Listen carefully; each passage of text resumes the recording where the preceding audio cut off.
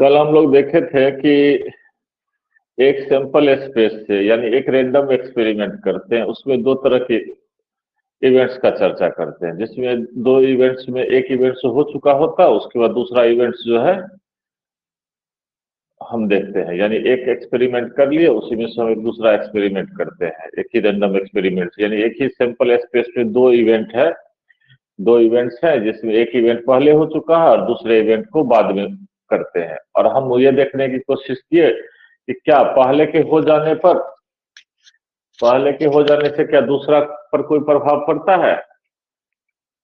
तो पहले के हो जाने से दूसरे पर प्रभाव पड़ता है या नहीं पड़ता। तो हमने देखा दोनों तरह की बातें हो सकती है, प्रभाव भी पड़ भी सकता है और प्रभाव नहीं भी पड़ सकता है। तो जब प्रभाव पड़ता है यानी पहले इवेंट्स के होने से दूसरे का इवेंट इफेक्टिव होता है, इफेक्टेड होता है, इफेक्ट हो जाता है, उस पर असर पड़ जाता है, तो हम लोग कहते हैं कि ये डिपेंडेंट इवेंट्स है। और यदि इफेक्ट नहीं होता है तो इंडिपेंडेंट इवेंट्स है। यदि अब पहला हो गया, एक इवेंट्स होने की बात कर रहे हैं जबकि दूसरा हो चुका है, इसको सब सिंबल में हम क्या दिखाते हैं, ए बाई बी। यानी ये नीचे जो दिया हुआ है, इस लाइन के आगे जो दिया हुआ है, वो क्या बता रहा है कि ये पहले हो चुका है, बी ये ऑलरेडी हो चुका है, ऑलरेडी अकर्ड। अकर्ड मतलब घटित हो चुका है, ये घटना जो है घट चुका है, इसके घटने की बात हो रही है। इस सिंबल का मतलब हो गया ए बाई बी का मतलब ए जो है सो ए के घटने की बात हो रही है जी, जबकि बी ऑलरेडी घटित हो चुका है। और इसके प्रोबेबिलिटी निकालने का जो फॉर्मूला हमने डिराइव किया था, P A by B equals P A intersection B by P B. यानी इसको हमने बदल दिया था एन में, तो N A intersection B by N B. ये कंडीशनल प्रोबेबिलिटी हुआ। क्या हो गया, ये कंडीशनल प्रोबेबिलिटी हुआ। कंडीशन लग गया, क्या कंडीशन लग गया कि ए घटने जा रहा है जबकि बी पहले से घट चुका है। ये कंडीशन लगा हुआ है कि बी यहाँ पहले से घट चुका है। तो एक के घट जाने के बाद दूसरा इवेंट होता है, दूसरा इवेंट घटित होता है, तो पहले के घटने से, पहले के हो जाने से क्या दूसरा प्रभावित होता है। तो इस चीज को दिखाने के लिए पहले हो चुका है उसको हम नीचे कर देते हैं, जिस जो होने वाला होता है उसको पहले ऊपर कर देते हैं और इस सिंबल से जोड़ करते हैं। ये हम लोग का कल का डिस्कशन था। ये conditional probability of occurrence of A when B has already occurred is denoted by P A by B, defined as this, इस तरह से। तो अब जो है सो उसके बाद हमने देखा था कि मतलब जो है सो ऐसा भी हो सकता है कि दूसरे के, ये इसका एग्जांपल ले लेते हैं, पहले फिर से देख लेते हैं। 5 रेड बॉल है हमारे पास एक बैग में, 5 ब्लैक बॉल है। कल वाला एग्जांपल ले लेते हैं। अब इसमें से हम बारी बारी से 2 गेंद निकालते हैं। तो बारी बारी से 2 गेंद निकालते हैं, तो पहला विदाउट रिप्लेसमेंट, यानी वापस हम निकालेंगे तो सक्सेसिवली निकालते हैं बारी बारी से, और हम वापस नहीं रखते हैं। गौर से समझिएगा, हम इसमें से 2 गेंद निकालते हैं बारी बारी से और वापस नहीं रखते हैं, जो निकालते हैं उसको साइड करते चलते हैं। तो पहला गेंद के रेड होने की प्रोबेबिलिटी कितना हो जाता है, पी आर 1 बराबर कितना हो जाता है, 5/10। लेकिन यही दूसरे की रेड होने की प्रोबेबिलिटी क्या हो जाती है, R1 R2, यानी जबकि R1 पहले हो चुका है, एक गेंद निकल चुका है, इससे प्रभावित हो गया ये कौन सा, पूरा सैंपल स्पेस प्रभावित हो गया, सैंपल पॉइंट्स प्रभावित हो गया। पहले रेड सैंपल पॉइंट्स कितने थे, रेड बॉल को डिनोट करने वाले 5, अब कितने बचे, 4। टोटल सैंपल पॉइंट कितना था सैंपल स्पेस में, तो पहले था टोटल 10, अब कितना बचा, 9, तो प्रभावित हो गया। ये हो गया कितना, 4/9। मान लीजिए 3 गेंद निकालते हैं, 2 घटना पहले हो चुका होता है, 2 इवेंट्स हो चुका होता है। मान लीजिए कि 3 इवेंट्स हैं, ए है, बी है और सी है। इसमें से बी और सी दोनों हो चुका, पहले ए के होने की बात हो रही है, B and C has occurred, ये हो चुका है, समझिए बी और सी हो चुका है और ए के होने की बात करते हैं। तो इसको हम किस तरह से नोट करेंगे, P A by B intersection C, थोड़ा बड़ा हो जाता है इसलिए हम शॉर्ट में इसको P A by B C लिखेंगे शॉर्ट।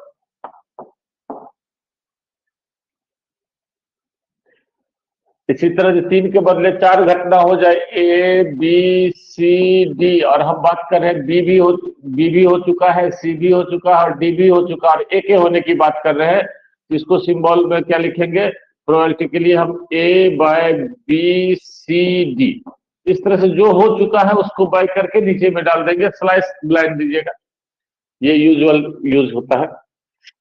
और इस तरह से हमने जो है सो फॉर्मूला डिराइव किया और इससे हमने क्वेश्चन बनाया कि जो हो चुका है, और सेट के फॉर्म में देता है तो क्या करेंगे, यहाँ तो हम लोग कैलकुलेशन कर लिए, देख लिए कि किस तरह से डेटा एनालाइज कर लिए, पहली बार में 5 था, 5 में 10 हुआ, दूसरी बार में घट के 4 हो गया, तो 4 में 9 हो गया, लेकिन सेट के फॉर्म में दिया तो इंटरसेक्शन निकाल के करते थे। ठीक है, तो ये सब हमने कल डिस्कशन किया था, तो ये हो गया। उसके बाद हमने जो है सो मल्टीप्लीकेशन रूल पढ़ा।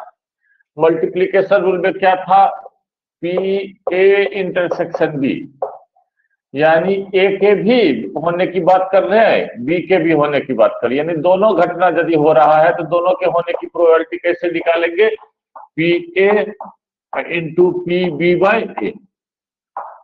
अब देखिए यहाँ क्योंकि क्या होता है, ए इंटरसेक्शन बी और बी इंटरसेक्शन ए सेम होता है, इसमें तो कोई अंतर नहीं, हम लोग पढ़े हुए हैं, A intersection B, B intersection A का वैल्यू सेम होता है, कम्यूटेटिविटी होल्ड करता है।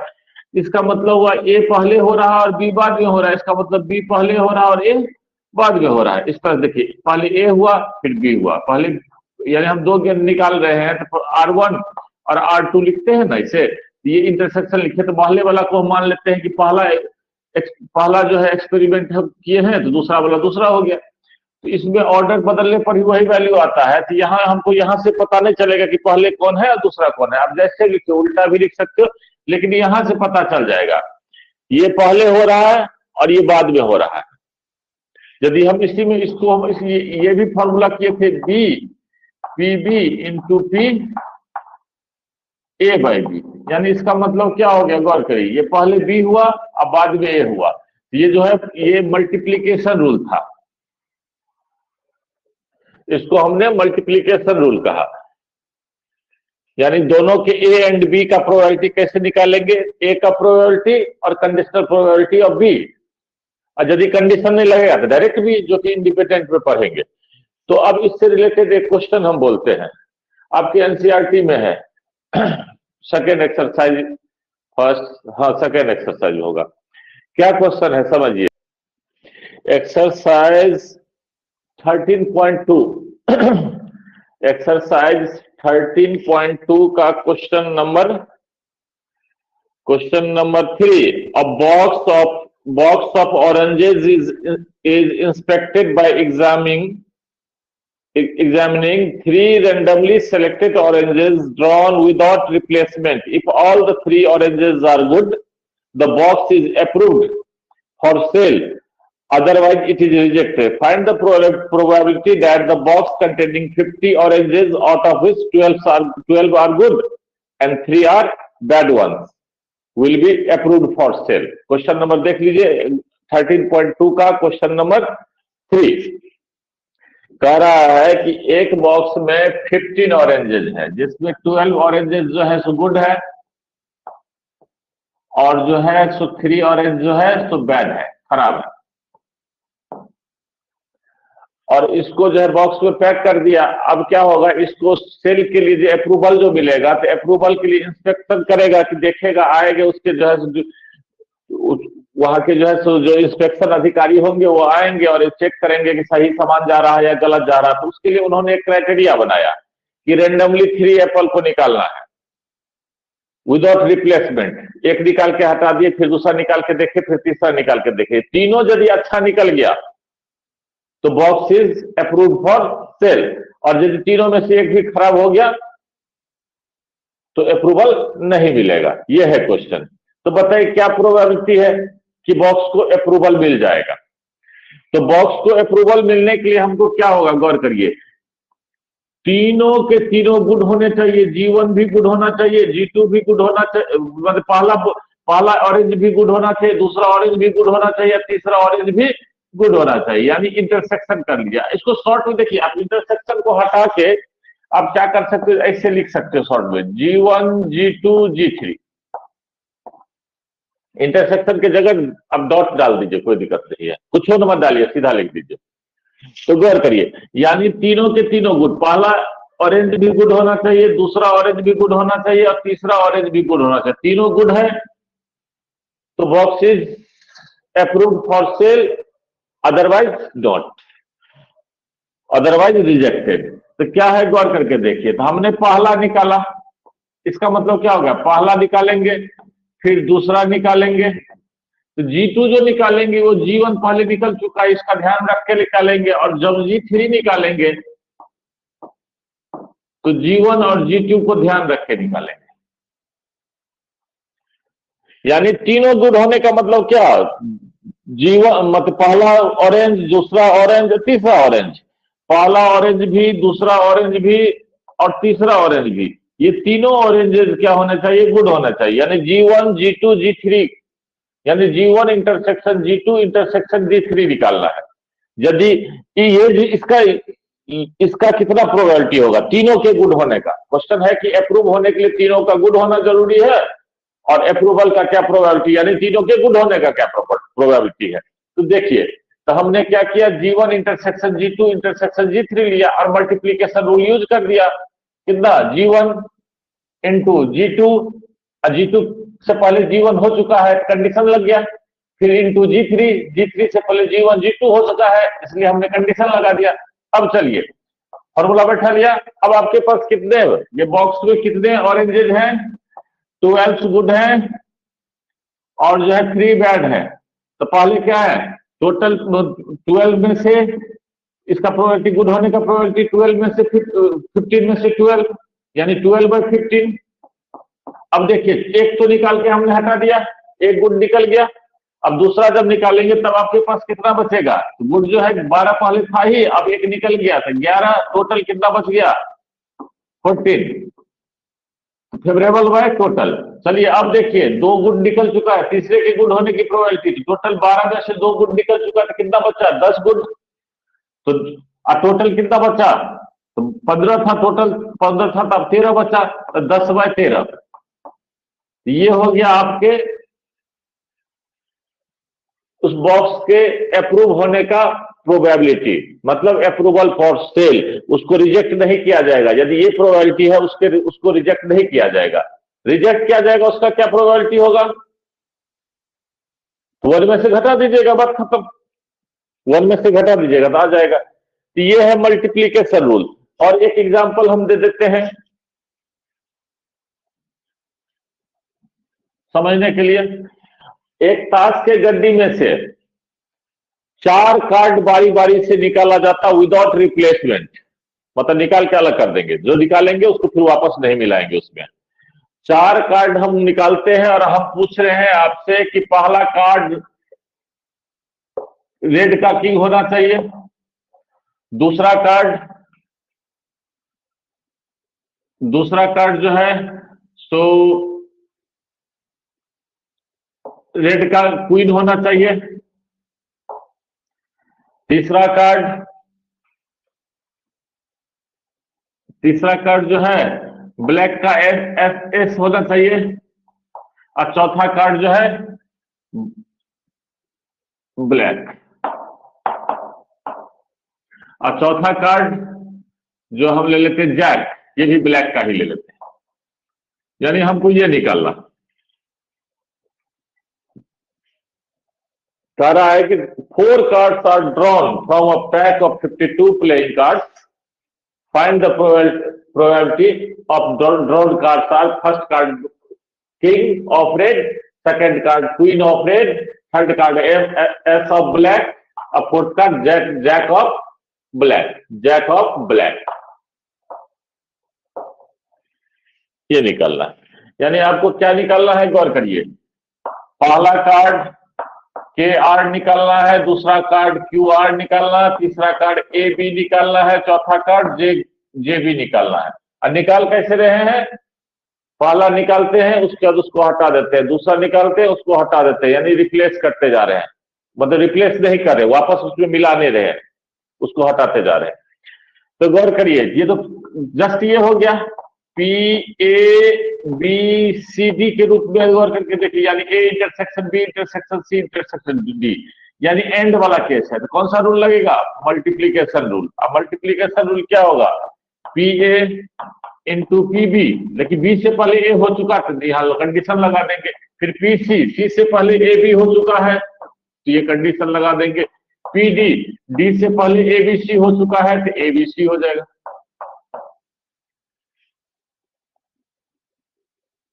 तो इस तरह से तो ये हो गया। अब गौर करके देखिए, यदि हम इसको ए मान लें, इसको बी मान लें, इसको सी मान लें और इसको डी मान लें तो क्या हो जाएगा? तो चलिए ये निकालने के लिए हम बात कर रहे हैं। तो क्या हो जाएगा? यहां लिख लेते हैं P K R Q R A B J B. गौर करिए, पहला क्या हो जाएगा? पी के आर, इस पर कोई कंडीशन नहीं है। दूसरा पी क्यू आर, लेकिन यहां के आर कंडीशन लग गया। तीसरा क्या हो जाएगा? ए बी कंडीशन लग जाएगा, के आर क्यू आर। और चौथा पी लिखेगा हैं, हाँ। चौथा कौन सा है? जैक जे बी, जबकि कंडीशन लग जाएगा के आर क्यू आर और ए बी। देखिए, हमने काउंटिंग रूल को ही एक्सपेंड कर रहे हैं, समझिए आपके समझने के लिए कि 2 से 3 वाला आ गया, 3 से 4 वाला आ गया, तो काउंटिंग रूल को ही 2 वाला काउंटिंग रूल को ही एक्सपेंड कर रहे हैं। यानी काउंटिंग रूल ए इंटरसेक्शन बी काउंटिंग रूल कहते हैं मल्टीप्लीकेशन रूल यानी इंटरसेक्शन में हम मल्टीप्लाई करते हैं, सिंपल याद रखिए। एंड के केस में मल्टीप्लाई करते हैं। काउंटिंग रूल याद करिए, परमुटेशन कॉम्बिनेशन में पढ़ाए थे। एंड में मल्टीप्लाई करते थे और में क्या करते थे? ऐड करते थे। एंड वाला केस है मल्टीप्लाई कर रहे हैं, यानी A and B and C and D की बात कर रहे हैं तो मल्टीप्लाई कर रहे हैं सबको। लेकिन यहाँ हमने कंडीशन, यहाँ कंडीशनल है, ए जो पहले हुआ है बिना कंडीशन का इसलिए अकेले है, बी ए के होने के बाद हुआ इसलिए हमने ये कंडीशन अप्लाई कर दिया, सी ए बी के बाद हुआ इसलिए हमने ये अप्लाई कर दिया, और डी ए बी सी के बाद हुआ हमने ये अप्लाई कर दिया। ये 4 के बदले 5 कर दे, 5 के बदले 6 कर दे, इस तरह से कर सकते हैं। अब देखिए प्रोबेबिलिटी कितना होगा।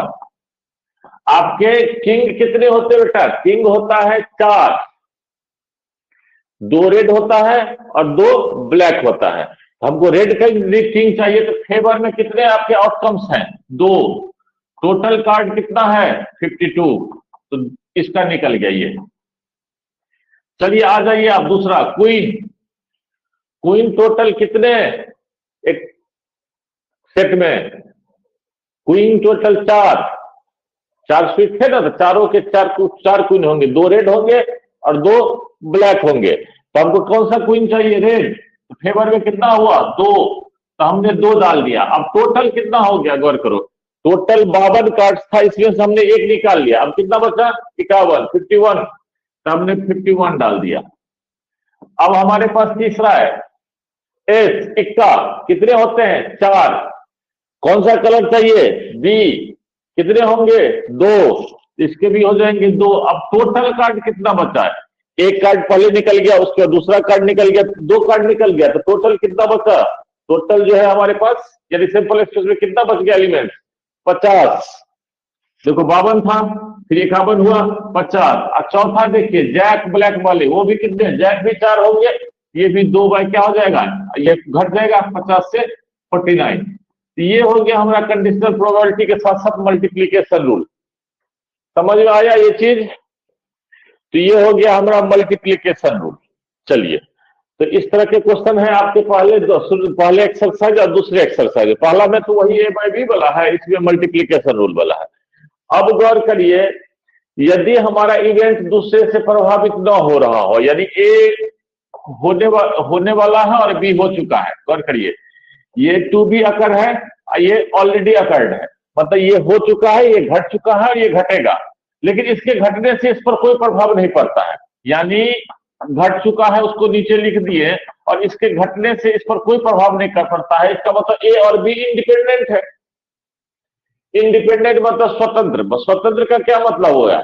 हम दोनों एक स्वतंत्र हैं, इसका मतलब क्या? हमको आपके किसी काम से कोई फर्क नहीं पड़ता, और आपके होने से हमको फर्क नहीं पड़ता, और मेरे होने से आपको फर्क नहीं पड़ता। यही इंडिपेंडेंट हुआ। यहाँ इंडिपेंडेंट इवेंट का मतलब हुआ कि बी के घटने से ए पर कोई फर्क नहीं पड़े, और ए के घटने से बी पर कोई फर्क नहीं पड़े। तो यदि इंडिपेंडेंट होगा, ए एंड बी यदि इंडिपेंडेंट होगा,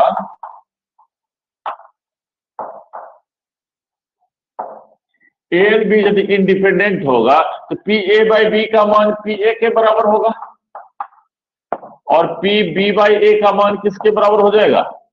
पी बी के बराबर होगा, क्योंकि जो नॉर्मल प्रोबेबिलिटी होगा वही रह जाएगा। इसके होने या न होने से कोई फर्क पड़ता नहीं है, सीधा तो पी बी निकाले या पी बी बाई ए निकाले, बात बराबर है। तो इंडिपेंडेंट में तब मल्टीप्लीकेशन रूल का जब यूज कर दे, तो पी ए इंटरसेक्शन बी बराबर उसी फॉर्मूला में बैठा दे। तो क्या था फॉर्मूला? याद लिख देते हैं। पी ए इंटरसेक्शन बी बराबर क्या भाई? पी ए पहला का प्रोबेबिलिटी गुने दूसरा का प्रोबेबिलिटी, लेकिन कंडीशनल प्रोबेबिलिटी। लेकिन बताइए यहाँ बी बाई ए की जगह पर क्या हो जाएगा? ए से कोई फर्क नहीं पड़ेगा, हटा दो भाई। जब फर्क नहीं पड़ने वाला है तुम्हारे रहने ना रहने से, तो तुम काहे सामने दिखोगे? हटाओ उसको, बात खत्म। तुम्हारे होने से जब फर्क पड़े तभी तो तुमको साथ लेके चलेंगे, और तुम्हारे होने से कोई फर्क नहीं तो क्या जरूरत तुमको हम चिपका के चले, इसलिए आपको हटा दीजिए। तो हटा दिया गया। तो पी ए इंटरसेक्शन बी बराबर P A into P B, वही मल्टीप्लीकेशन रूल है। बस ये इंडिपेंडेंट इवेंट्स के लिए है, और ये इंडिपेंडेंट इवेंट्स को प्रूव करने का क्राइटेरिया भी है। यदि दो इवेंट्स इंडिपेंडेंट होंगे, यदि P A intersection B equals P A into P B हो। समझ गए? चलिए क्वेश्चन आपके बुक का कर लेते हैं, क्योंकि हम आगे बढ़ने वाले हैं, नया टॉपिक शुरू करने वाले हैं।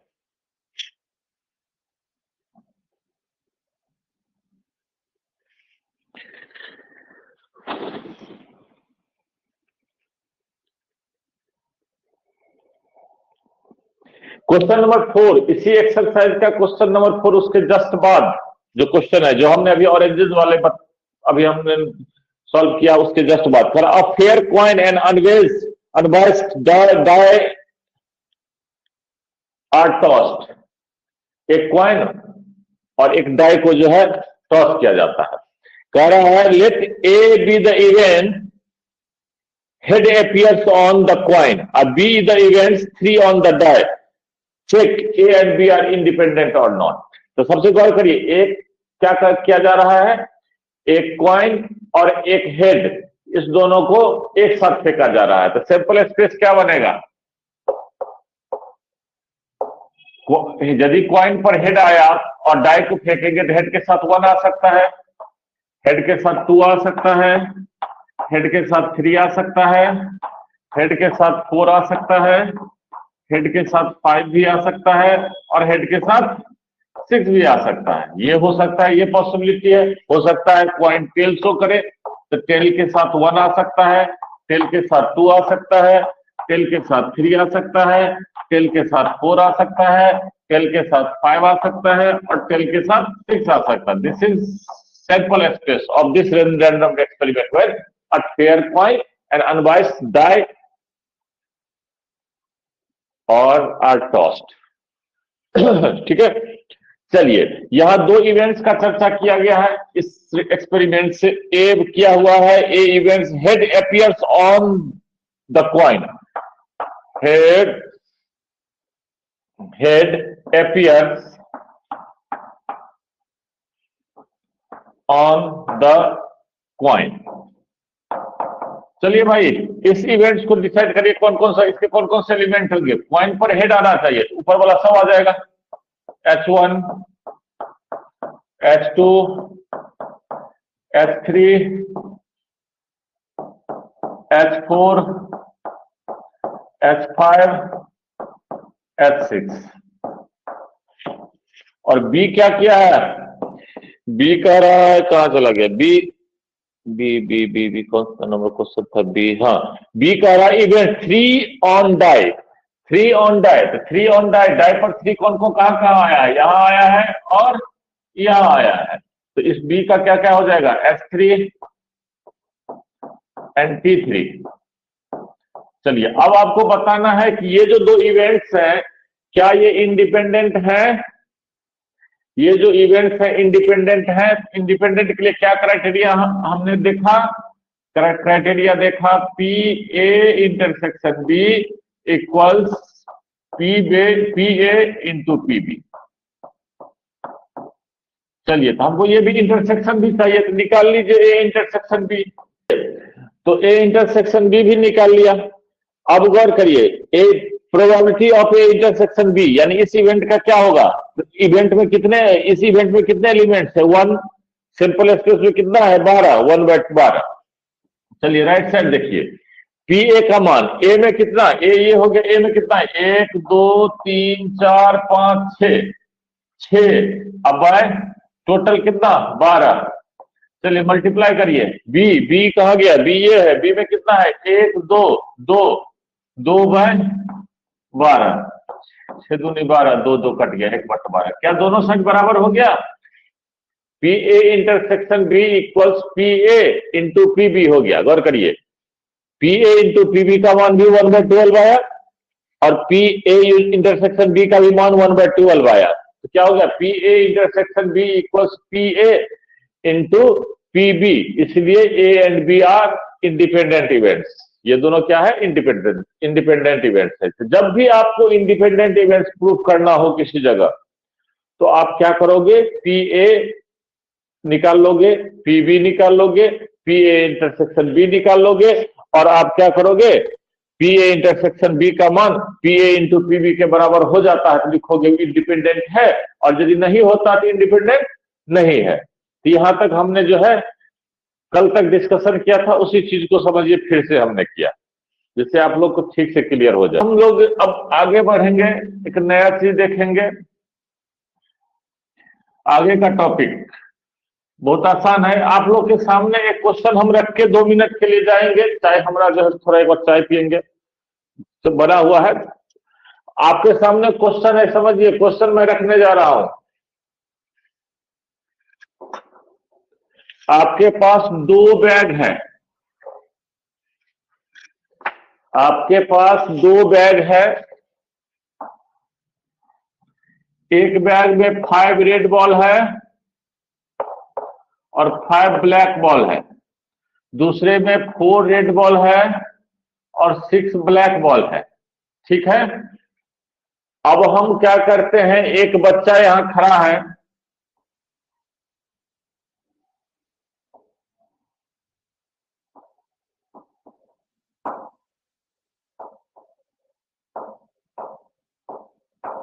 ये बच्चा खड़ा है, आपने इसको बोला कि बेटा जाओ। आपके पास गौर करो, क्वेश्चन को ठीक से समझिएगा, 2 मिनट सोचिएगा कैसे काम करेंगे। क्वेश्चन जो हम पूछने जा रहे हैं, ये बच्चा यहां खड़ा है, थोड़ा केस उस भी बना देते हैं। आपने क्या किया, एक आपके पास जो आपके घर में 2 बैग रखे हुए हैं जिसमें एक बैग में 5 रेड बॉल है और 5 ब्लैक बॉल है, दूसरे में 4 रेड बॉल है और 6 ब्लैक बॉल है। एक बच्चा है, आप लोग यहां बैठे हुए हो और इसको बच्चे को बोलते हो कि भाई जाओ एक गेंद निकाल के लो। तो बच्चा एक गेंद जाएगा और गेंद एक निकाल के लाएगा। तो उस गेंद के रेड होने की क्या प्रोबेबिलिटी है, ये निकालना है। और सोचिए 2 मिनट। 2 मिनट क्या होगा, इस क्वेश्चन का जवाब खोजते हैं, आप ही लोग की तरफ खोजते हैं। बहुत सिंपल है, आसान जवाब है। देखो आप जो है सो यहां जो है सो इसको बोल रहे कि लेके आओ। ये बच्चा गया, इस बैग से एक गेंद निकाला।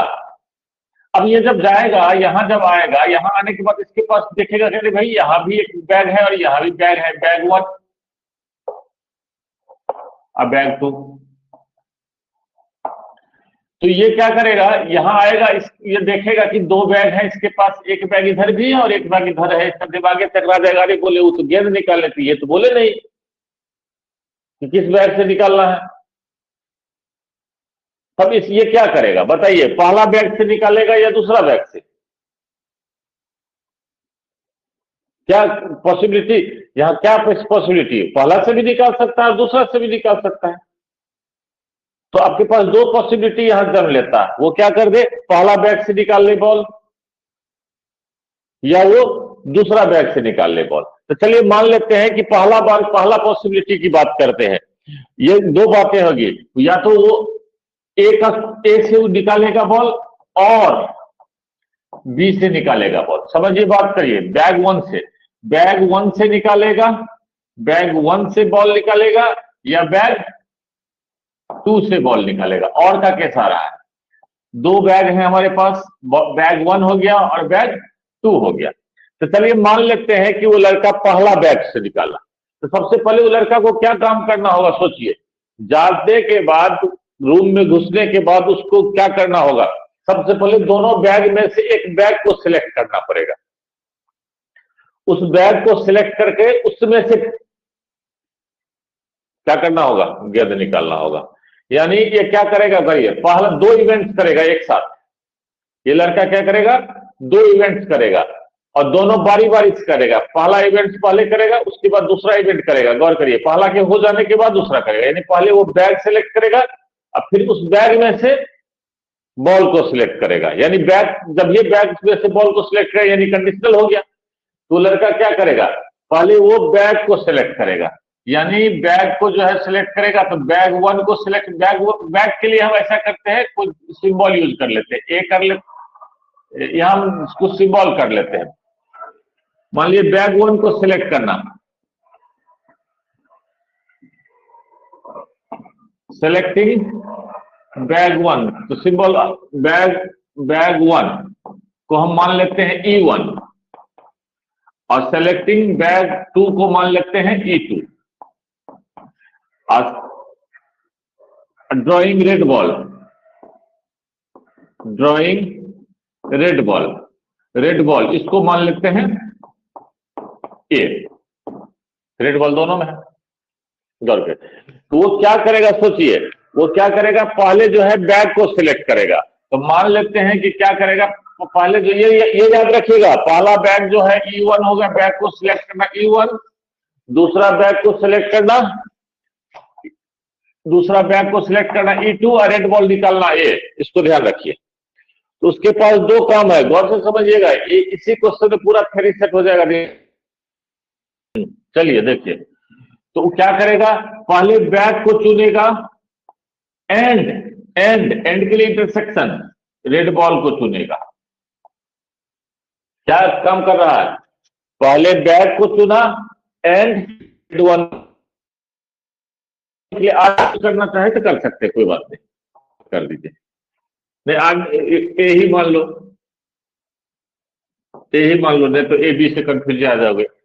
क्या करिए, पहले बैग को, ये दो काम कर रहा है, पहले बैग चुन रहा है फिर रेड बॉल निकाल रहा है। एंड का केस हो रहा है, पहले बैग चुनेगा फिर रेड बॉल चुनेगा। तो E1 इंटरसेक्शन ए, और या तो दूसरा बैग को चुनेगा और रेड बॉल निकालेगा।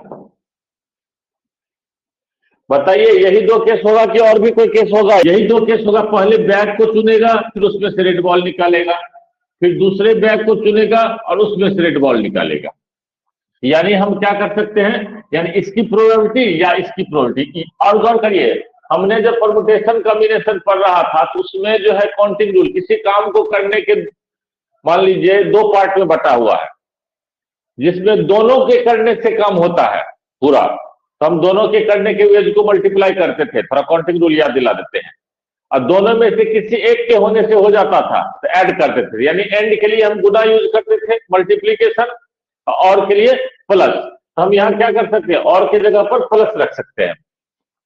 तो E1 इंटरसेक्शन ए, यहाँ P लगा देते हैं, plus P E2 intersection A. गौर करिए, इसमें प्रोडक्ट लगा दिया और की जगह प्लस आ गया। अब ये देखिए, ये क्या है, ये कंडीशनल इवेंट है। पहले बैग आया और बैग से निकाला गया, इस बैग से निकाला गया, इस पर डिपेंड कर रहा है, इस बैग में कितने रेड है कितने ब्लैक है, इस पर डिपेंड कराइए। दूसरा बैग से निकाला गया, ये दूसरा बैग चुना, दूसरे बैग से ये निकाला गया, दूसरे बैग में कितने रेड है कितने ब्लैक है, इस पर प्रभावित हो रहा है। तो गौर करिए, कंडीशनल प्रोबेबिलिटी है, ये इंटरसेक्शन है तो कौन सा रूल लगेगा, काउंटिंग रूल, इंटरसेक्शन है तो कौन सा रूल लगेगा, सॉरी मल्टीप्लीकेशन रूल, तो लगाइए। तो क्या हो जाएगा, PE1 into PA/E1 plus PE2 into PA/E2, ये हो गया। अब गौर करिए, इसकी वैल्यू बैठाइए, PE1 कितना होगा भाई, तो E1 तो बैग सिलेक्ट करना है। आपके पास टोटल कितने बैग हैं, 2 बैग हैं, 2 में से एक बैग को सिलेक्ट करेंगे तो प्रोबेबिलिटी क्या होगा, 2 में से एक बैग को सिलेक्ट करेंगे, प्रोबेबिलिटी 1/2, 2 में से एक को चुनने का प्रोबेबिलिटी 1/2, 1/2 हो गया। अब देखो E1 यानी फर्स्ट बैग से रेड बॉल निकाला, फर्स्ट बैग ये है, E1 ये है, इसमें से रेड बॉल निकालने की प्रोबेबिलिटी कितनी होगी बताइए, 5 रेड है और टोटल 10 है, तो 5/10 प्लस यही 2 में से एक बैग चुनने की प्रोबेबिलिटी कितना होगा, 1/2 इंटू दूसरे बैग में से रेड चुनना है, दूसरे बैग में रेड कितना है 4, तो 4 टोटल कितना है 10, तो कितना हो गया बराबर 5/20 प्लस 4/20 यानी 9/20।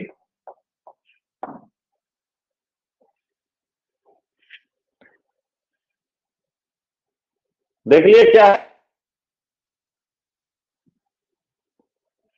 यहां बच्चा एवरेज कर देता है, संयोग से एवरेज यहाँ एवरेज की तरह हो गया, दोनों का 1/2 प्रोबेबिलिटी, इसलिए एवरेज कर देंगे तो भी आंसर आ जाएगा, लेकिन एवरेज जनरली बच्चा सोच लेता है दोनों है, दोनों का निकाल के एवरेज कर दो, ऐसा वैसा सोचने बनाना है। यहाँ इवेंट्स को बढ़िया तोड़िए, यहाँ गौर करिए, आपके चुनने का जो क्षेत्र है जिसमें से आप चुनते हो इवेंट्स को, जो है सो आप जो है करते हो, एक्सपेरिमेंट करते हो, वही बट गया 2 पार्ट में, यानी सैंपल स्पेस ही बट गया 2 पार्ट में।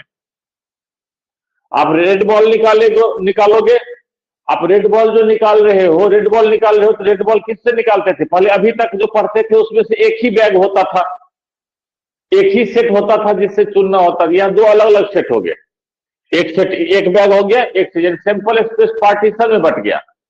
तो जब सैंपल स्पेस पार्टीशन में बट जाए, एक एग्जांपल और करेंगे यहाँ, कि यही मेन चीज है आपके बेस थ्योरम का, ये टोटल प्रोबेबिलिटी बता रहे हैं हम, ये जो है अभी बता रहे हैं, टॉपिक का नाम है टोटल प्रोबेबिलिटी, आप उल्टा सकते हैं, आपके बुक का नेक्स्ट टॉपिक है टोटल प्रोबेबिलिटी। यहां हमको टोटल निकालना पड़ेगा, इसका भी टोटल प्रोबेबिलिटी,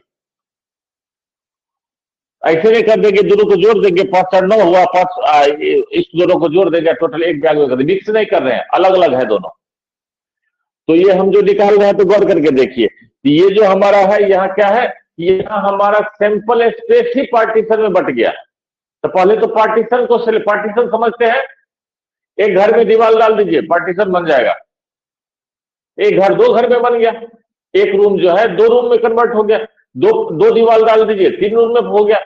उसी तरह जो पूरा सैंपल स्पेस है, जिस रैंडम एक्सपेरिमेंट जो आप एक्सपेरिमेंट कर रहे हो, उसमें जो आउटकम्स आ रहे हैं वो 2 पार्ट में बटा हुआ, किसमें, एक इधर और एक इधर। तो जब हम उस घटना को करने जाएंगे और एसोसिएटेड इवेंट, लाल बॉल इधर भी है जिसको निकाल रहे हैं, लाल इधर भी है, लाल इधर भी है, पार्टीशन अलग अलग है, ये दोनों अलग अलग है, लेकिन लाल बॉल इसमें भी है, लाल बॉल इसमें भी है, एसोसिएटेड इवेंट।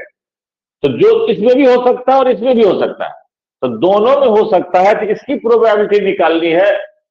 तो पहले हम पार्टीशन को चुनते हैं, फिर उस पार्टीशन से उस इवेंट को करते हैं, फिर और वाला केस है, या तो इधर से होगा या तो इधर से होगा, तो प्लस करते हैं, फिर दूसरा पार्टीशन में जाते हैं, दूसरा पार्टीशन से उस इवेंट को करते हैं, फिर दोनों को जोड़ते हैं। तो ये है हमारा टोटल प्रोबेबिलिटी का कॉन्सेप्ट। चलिए एक क्वेश्चन और देते हैं, आप लोग को जो है 2 मिनट का समय देंगे, आप लोग को कॉपी पर बना के जवाब देना है।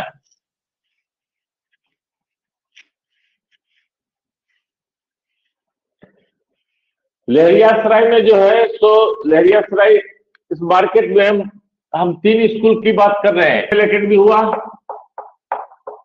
दूसरा एक पूर्वांचल हुआ और तीसरा जो है जिला स्कूल हो गया। 3 स्कूल का तो नाम पता है हमको। चलिए अब बताइए, मान लेते हैं कि लहरियासराय में ये 3 ही स्कूल है और जितने भी लहरियासराय के बच्चे हैं इस 3 स्कूल में पढ़ते हैं। एक एज्यूम कर लीजिए, मान लीजिए कि सारे बच्चे इस 3 स्कूल में पढ़ते हैं और इस स्कूल का जो रिकॉर्ड है, एमएल एकेडमी का जो रिकॉर्ड है, इसमें 90% बच्चे जो है सो पास करते हैं, 10% बच्चे फेल कर जाते हैं।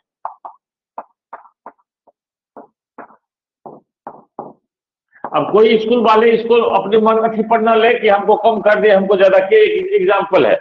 दूसरा है पूर्वांचल में 80% बच्चे पास कर जाते हैं और 20% बच्चे फेल कर जाते हैं। पूर्वांचल वाले बुरा ना माने, जिला स्कूल वाला कोई है तो, लेकिन बुरा नहीं है। जिला स्कूल वाले बच्चे को मान लेते हैं कि 85% जो है पास कर जाता है और 50% फेल कर जाता है। लहरियासराय के टोटल बच्चे इसी 3 स्कूल में पढ़ रहे हैं और तीनों का रिकॉर्ड हमने दे दिया। यानी पास होने की प्रोबेबिलिटी 90/100, फेल होने की प्रोबेबिलिटी 10/100। इसमें पास होने की प्रोबेबिलिटी 80/100, फेल होने की प्रोबेबिलिटी 20/100। इसमें पास होने की प्रोबेबिलिटी 85/100, फेल होने की प्रोबेबिलिटी 15/100। अब कहा जा रहा है कि लड़का के, लहरियासराय का किसी एक लड़का के पास होने का प्रोबेबिलिटी निकालिए। अब यहां ये नहीं बताया गया कि, ये बताया गया लहरियासराय का एक लड़का, लहरियासराय के एक लड़के का पास होने का प्रोबेबिलिटी बताइए। इस बार एग्जाम देगा, 10 दिन बाद एग्जाम है, तो लहरियासराय का बच्चा जब एग्जाम देगा तो बताइए उसके पास होने की क्या प्रोबेबिलिटी है। बनाइए, अब अपने कॉपी पर आंसर तैयार करिए, हम बनाएंगे और मिलाइएगा। सही है, जो जिस लड़के की बात कर रहे हैं वो लड़का जो हम लहरियासराय का चुनते, सैंपल स्पेस हो गया लहरियासराय, लहरियासराय का बच्चा। अब लहरियासराय का बच्चा जो है ये 3 में से किसी स्कूल में पढ़ सकता है, सैंपल स्पेस 3 पर। अब ये स्कूल में जो पढ़ता होगा वो इसमें नहीं होगा और इसमें नहीं होगा, जो इसमें पढ़ता होगा इसमें नहीं होगा, जो इसमें पढ़ता होगा इसमें नहीं होगा। इसका मतलब है कि ये जो है तीनों जो है अलग अलग स्कूल में पढ़ रहा है, पार्टीशन हो गया। ये एक पार्टीशन हुआ, इसको हमने E1 मान लिया। ये दूसरा पार्टीशन हुआ, हमने इसको E2 मान लिया। ये तीसरा पार्टीशन हुआ, इसको हमने E3 मान लिया। और हमने इसका डेटा आप लोग याद रखिएगा, यदि भूल गए तो बताइएगा। हम भूलेंगे नहीं, लेकिन 90, 80, 85, हाँ, लेकिन भूल गए तो बताइएगा। यहां देखिए हमने क्या किया, E1 यानी स्टूडेंट ऑफ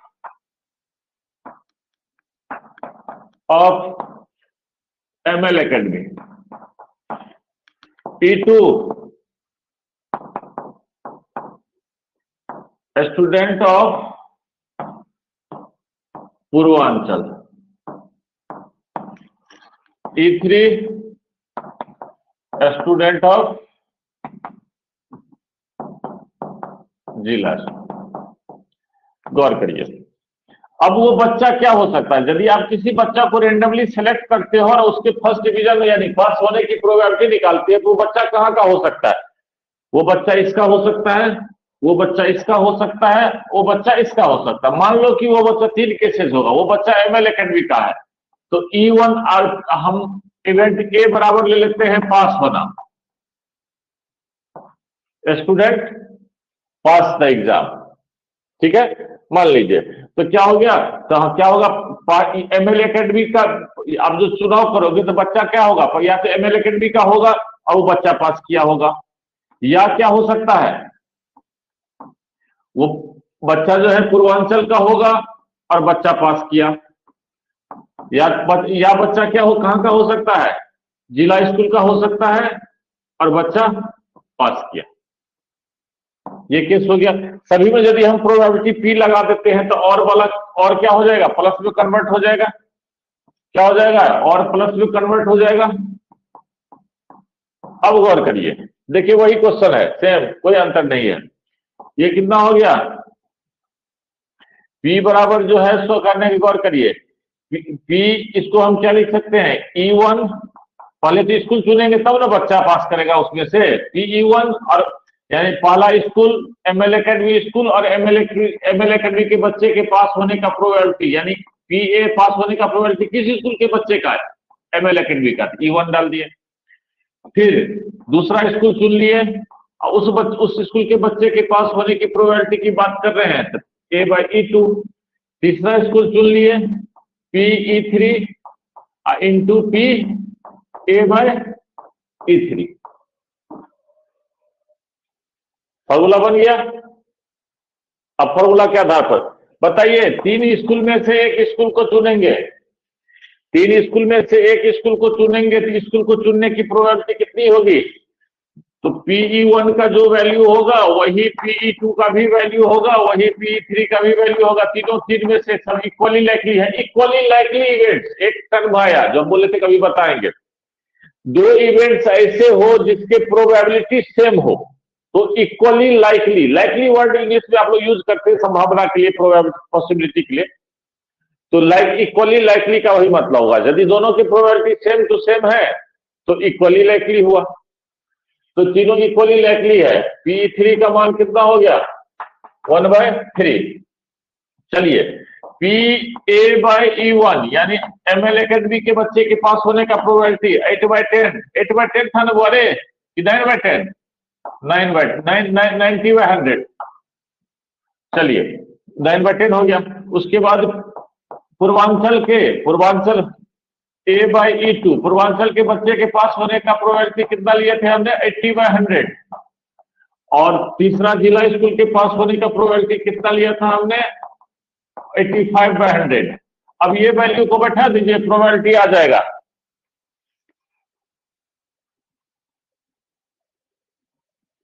तो कितना आएगा बताइए? इस फॉर्मूला में बैठा दीजिए।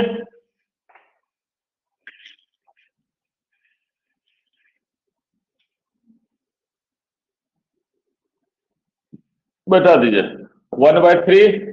ये तो दिखेगा ही नहीं, सब अंदर घुस जाता है, इसको सबको फिर निकालना पड़ेगा।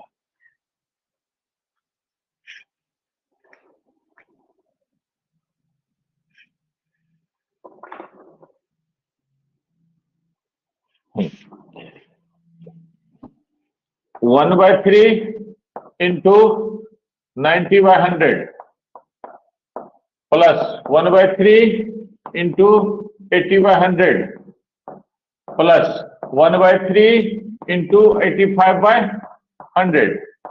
चलिए 1/3 कॉमन हो गया, इसका कैलकुलेशन कर लेते हैं और मिला लीजिएगा। 1/3 कॉमन ले लेते हैं और इधर अंदर वाले का एलसीएम हो गया 100। तो कितना हो गया? 8 8 16 और 16 9 16 अब 9 जोड़ेंगे कितना होगा रे? 25। 25 से 255, 255/100 कितना हुआ? 3 से गुना हो गया 255/300। काटना हो तो काट दीजिए। 5 1 हो गया और ये 6 60। तो 51/60 ये मिला है बेटा। जिसको ये आया है उसका सही है, यदि इस तरीके से किए हैं तो।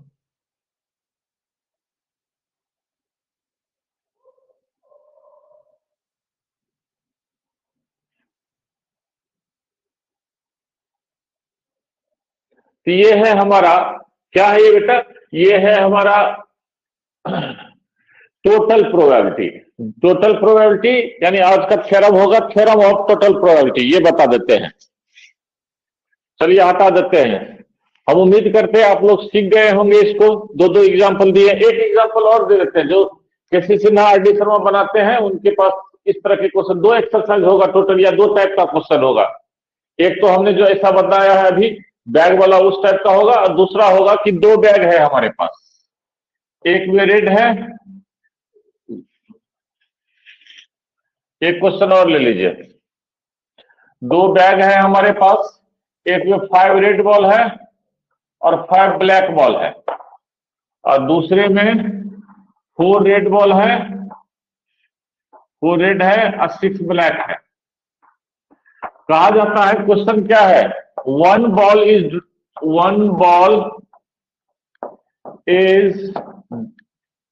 transferred from bag 1 to bag 2, and then second ball is drawn from the second bag. Second bag. तो कह रहा है find the probability of second ball to be red.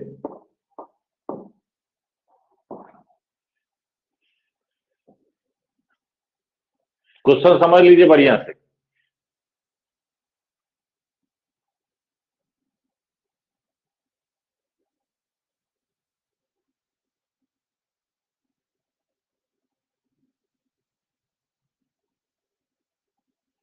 हमको तो इनवर्स, लेटरली इनवर्स दिखता, आप लोग को सीधा दिखता है ना जी।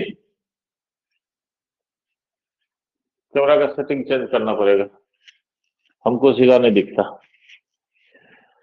चलिए इस क्वेश्चन को तो समझ लीजिए, अब हटाते हैं। अब गौर करिए, यहां दो बातें होगी, दो घटना साथ साथ होगा। पहले हम फर्स्ट बैग से एक बॉल निकालेंगे, उसको दूसरे बैग में डाल देंगे। यहां दो केस हो जाएगा। यहां 3 कलर होता तो 3 केस हो जाता, 4 कलर होता तो 4 केस हो जाता। अभी हम 2 ही केस पर बात कर रहे हैं।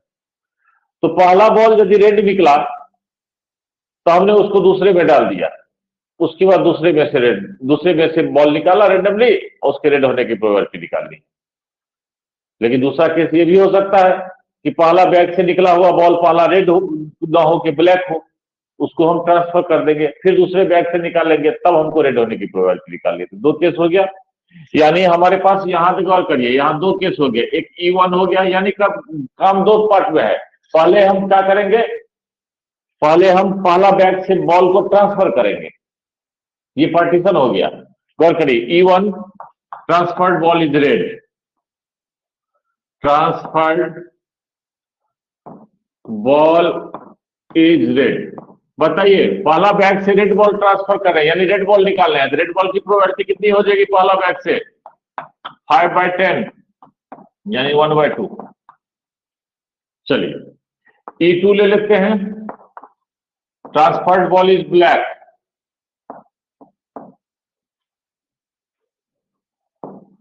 बॉल इज ब्लैक, तो PE2 कितना हो जाएगा? ये भी तो 5/10 ही हो जाएगा, ये 1/2 हो गया। चलिए ये 2 बातें हो गई।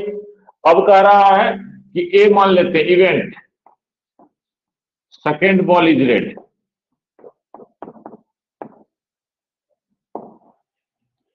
अब ए का प्रोबेबिलिटी निकालना, तो क्या होगा गौर करें, यहां 2 केस हो गया। अब हम इसको हटा देते हैं, दिमाग में आ गया होगा आप लोगों को। 2 केस हो गया, पहला बॉल जो है रेड ट्रांसफर हुआ, उसके बाद हम जो है दूसरा बॉल निकाल रहे हैं, या के जगह प्लस पहला बॉल ब्लैक ट्रांसफर हुआ, उसके बाद हम रेड बॉल दूसरा बॉल निकाल रहे हैं जो कि रेड निकालना है। चलिए तो इसको हम यदि कंडीशन लगाए तो PE1 इंटू PA/E1, यानी पहला रेड बॉल ट्रांसफर हुआ, फिर उसके बाद हम जो रेड बॉल ट्रांसफर हुआ उसके बाद हम दूसरा बॉल निकाल रहे हैं रेड। दूसरा पहला ब्लैक बॉल ट्रांसफर हुआ, उसके बाद हम दूसरा रेड बॉल निकाल रहे हैं। गौर करिए, तो हमने E1 E2 का निकाल लिया, तो PE1 का मान 1/2 हुआ था। और जब गौर करिए, इस बैग में से इस बैग में जब ट्रांसफर हो गया, इसमें 4 था, 6 था, इसमें 5 था, ये 5 था, तो हमने एक रेड बॉल इसमें ट्रांसफर कर दिया। पहला क्या है, रेड निकाले और रेड को ट्रांसफर किया, तो ट्रांसफर बॉल रेड हुआ। तो अब इसमें जो है टोटल बॉल कितने हो गए, टोटल पहले कितना था, 6 4 10, एक बॉल बढ़ गया 11 हो गया। और रेड कितना था 4, एक रेड मिला दिया, कितना हो गया 5। अब दूसरे बैग से रेड निकालने की प्रोबेबिलिटी कितना हो गया, 5/11 प्लस। चलिए दूसरा क्या है, ब्लैक बॉल ट्रांसफर हुआ PE2, इसका भी प्रोबेबिलिटी 1/2 ही है। अब गौर करिए, जब हम इसमें से ब्लैक बॉल को ट्रांसफर किए तो टोटल बॉल कितना हो गया 11, लेकिन रेड बॉल कितना रहा, 4 ही रहा, रेड तो नहीं बढ़ा तो ब्लैक ना बढ़ा इसमें जी, हमने ब्लैक को ट्रांसफर किया है। ये भी दूसरा पॉसिबिलिटी पर है, ब्लैक जब ट्रांसफर हुआ तो इसमें रेड बॉल 4 ही रहा, लेकिन टोटल बॉल कितना हो गया 11, तो 4/11 ये हो गया, ये हो गया ए के होने की टोटल प्रोबेबिलिटी, पी ए बराबर ये हो गया हमारा, यानी पी ए का फॉर्मूला ये हो गया।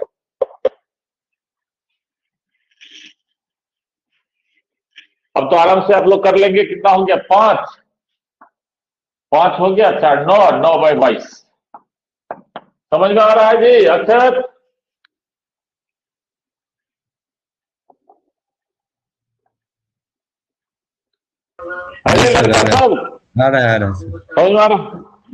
ये देखो मतलब पूरा लॉजिक है, एकदम सोच समझ के आराम से 10 क्वेश्चन बना लेते हो तो भी काम हो जाता है, बड़ी आसान है। ये टोटल प्रोबेबिलिटी, तो चलो आप टोटल प्रोबेबिलिटी का थ्योरम बना देते हैं इसी क्वेश्चन के आधार पर। ये 3 एग्जाम्पल दिए, आप आर डी शर्मा केसी सिन्हा सारे क्वेश्चन बना सकते हैं कोई भी बुक का, ये 3 एग्जाम्पल से काम हो जाएगा।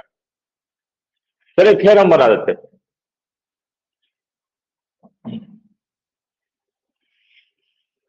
मान लीजिए ये सैंपल स्पेस यूनिवर्सल सेट की तरह होता तो हमने एक स्क्वायर टाइप का बना लिया, इसमें एक पार्टीशन बना लिया E1, दूसरा पार्टीशन बना लिया E2, तीसरा पार्टीशन बना लिया E3, चौथा पार्टीशन E4, इस तरह करके हमने n पार्टीशन बना लिया En। E1, E2, E3, En are partitions of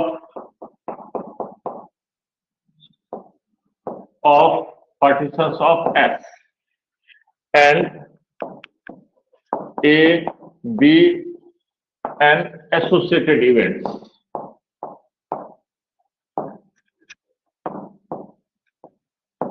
event गौर करिए, यानी इवेंट किसी में हो सकता है, इसमें भी हो सकता है, इसमें भी हो सकता है, इसमें भी हो सकता है, इसमें भी हो सकता है, इसमें भी हो सकता है, किसी में हो सकता है, यानी सभी में होगा, लेकिन पार्टीशन अलग होगा, वो उसमें कुछ भी कॉमन नहीं होगा। तो क्या हो जाएगा, गौर करिए, हमको पी ए का निकालना है, तो गौर करिए देन क्या हो जाएगा बताइए, तो आप थ्योरम समझा रहे हैं। एस बराबर हम लिख सकते हैं E1 union E2 union E3 union E4, तीनों को लो ना, कितना करते चलो लो, यूनियन En। सारे पार्टीशन को मिलाएंगे तो क्या होगा भाई, पूरा का पूरा सैंपल स्पेस बनेगा कि नहीं बनेगा?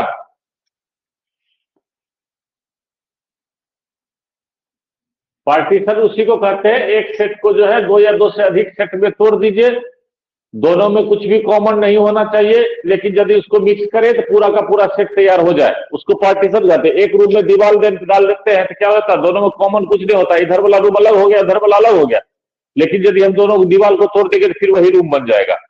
यानी पार्टीशन मतलब एक सेट को हम के एलिमेंट्स को 2 अलग अलग सेट में कन्वर्ट कर दिए, दोनों में कुछ भी कॉमन नहीं होना चाहिए, दोनों क्या होना चाहिए, डिस्जॉइंट होना चाहिए, यानी म्यूचुअली एक्सक्लूसिव होना चाहिए और एग्जॉस्टिव भी होना चाहिए, मिलाने पर वो हो जाए, ये हो गया। तो गौर करिए एक्स बराबर सभी को मिलाएंगे तो ये हो जाएगा। चलिए ये ध्यान रखिए। अब चलिए हम प्रोबेबिलिटी निकालते हैं ए का, तो ए का प्रोबेबिलिटी क्या, हम ए बताइए, तो ए बराबर हम ए इंटरसेक्शन एस लिख सकते हैं क्या? याद करिए 11 यूनिवर्सल सेट के साथ किसी भी सेट का यदि हम करने का मतलब इंटरसेक्शन करते हैं तो वो वही सेट आ जाता है, यूनियन करने पर यूनिवर्सल सेट है।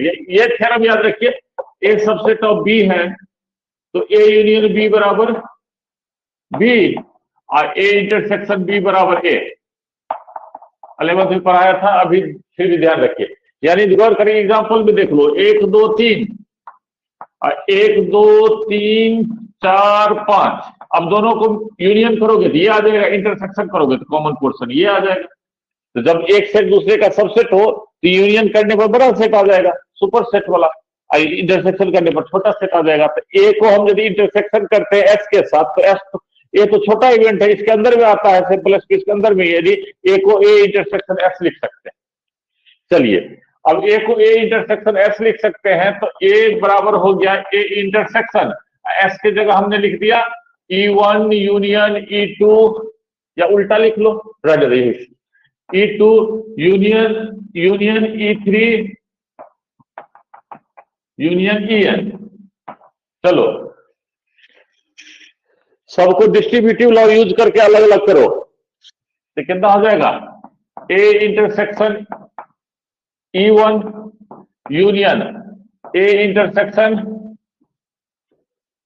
E2 union A intersection E3 union A intersection En। चलो E पहले चुनते हैं, पार्टीशन पहले चुनते हैं, इसलिए पहले इसको लिख लेते हैं। E1 intersection A union E2 intersection A union E3 intersection A union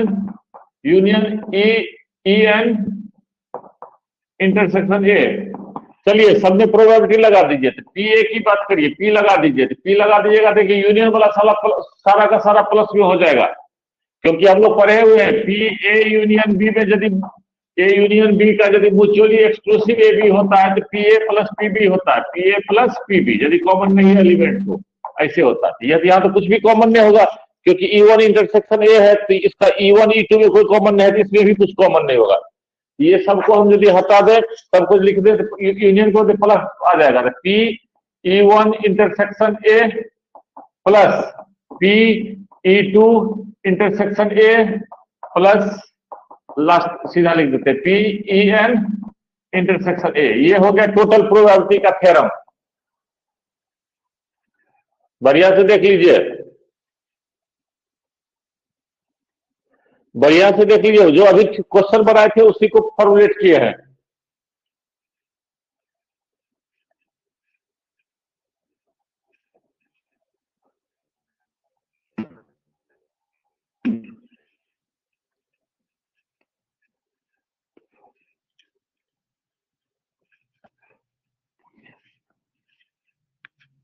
चलिए, तो हम क्या कर सकते हैं, जब पार्टीशन में बता हो तो इस तरह से कर सकते हैं। चलिए, पी ए बराबर क्या लिख सकते हैं बेटा, क्या हम इसको लिख सकते हैं sigma P E I intersection A.